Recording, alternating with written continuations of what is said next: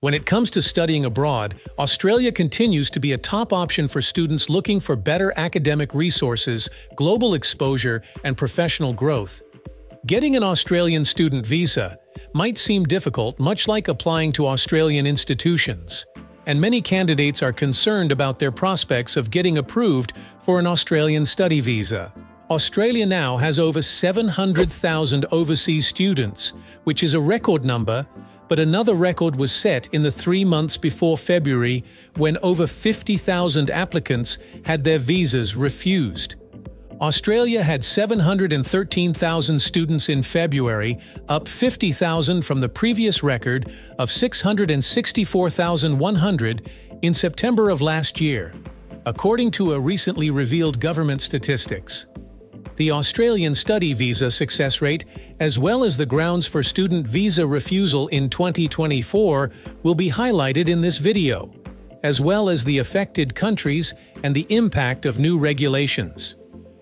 Reports from the later half of 2023 show that the percentage of applicants denied has increased by 20%, indicating a major change in the country's immigration and educational policy.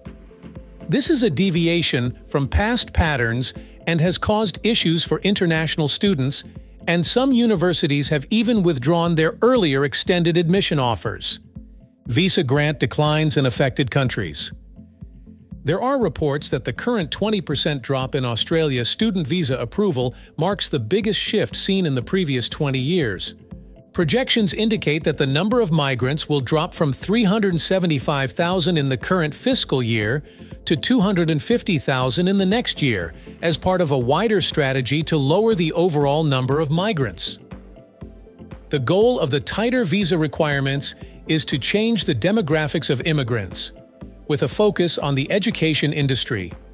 Particularly India, Nepal, and Pakistan have been affected by the new immigration regulations. Due to stricter visa rejections and more entrance restrictions, these nations, which are among Australia's top providers of foreign students, now face more difficulties. Challenges for educational institutions. For educational institutions, the rise in visa rejections and the unpredictability of visa acceptance present serious issues. Government-designated higher-risk individuals are facing longer visa processing periods, which makes it more difficult for them to satisfy admissions and recruiting targets. Some colleges have responded by pulling admission offers and concentrating admission offers to countries with reduced chances of visa denial. The new information was obtained through a poll of 8,300 potential foreign students, which revealed that 22% of them had switched their intended country of study in the previous year. There has been a movement away from popular travel destinations like Australia and towards other countries like New Zealand. Concerns about unfavorable policy changes, expensive course fees, and prolonged visa processing delays were among the main justifications offered for changing their decision.